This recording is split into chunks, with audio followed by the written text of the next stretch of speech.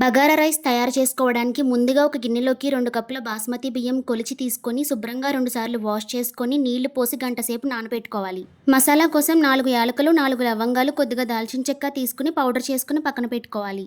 Stove మీద pressure cooker పెట్టుకొని 3 స్పూన్ల ఆయిల్, 2 స్పూన్లు నెయ్యి వేసుకుని వేడెక్కనిచ్చి 3 బిర్యానీ ఆకులు, 1 అనాస పువ్వు, 1 స్పూన్ షాజీరా, పావు టీ స్పూన్ మిరియాలు వేసి వేయించుకున్నాక 2 ఉల్లిపాయలు పొడవుగా కట్ చేసుకుని వేసుకోవాలి. ఉల్లిపాయలు బాగా వేయించుకున్నాక 3 పచ్చిమిర్చి చీలికలు, రుచికి సరిపడా ఉప్పు, 1 టీ స్పూన్ అల్లం వెల్లుల్లి పేస్ట్, పావు టీ స్పూన్ పసుపు వేసి వేయించుకోవాలి. తర్వాత 1 కప్పు పుదీనా ఆకులు, 1 కప్పు కొత్తిమీర వేసి వేయించుకున్నాక 2 కప్పుల బాస్మతి రైస్ కొలతకి 3 గ్లాసుల నీళ్లు పోసుకుని మసాలా పొడిని కూడా వేసుకుని ఎసరు మరుగుతున్నప్పుడు నానబెట్టుకున్న బాస్మతి బియ్యం వేసుకుని ఒకసారి గరిటెతో కలుపుకొని 1 స్పూన్ నెయ్యి వేసుకోవాలి. ఇప్పుడు ఉప్పు రుచి చూసుకుని సరిపోకపోతే ఇప్పుడు వేసుకోండి. తర్వాత కుక్కర్ మూత పెట్టి హై ఫ్లేమ్లో 3 విజిల్స్ వచ్చాక స్టవ్ ఆఫ్ చేసుకుని ప్రెషర్ పోయాక సర్వ్ చేసుకోండి.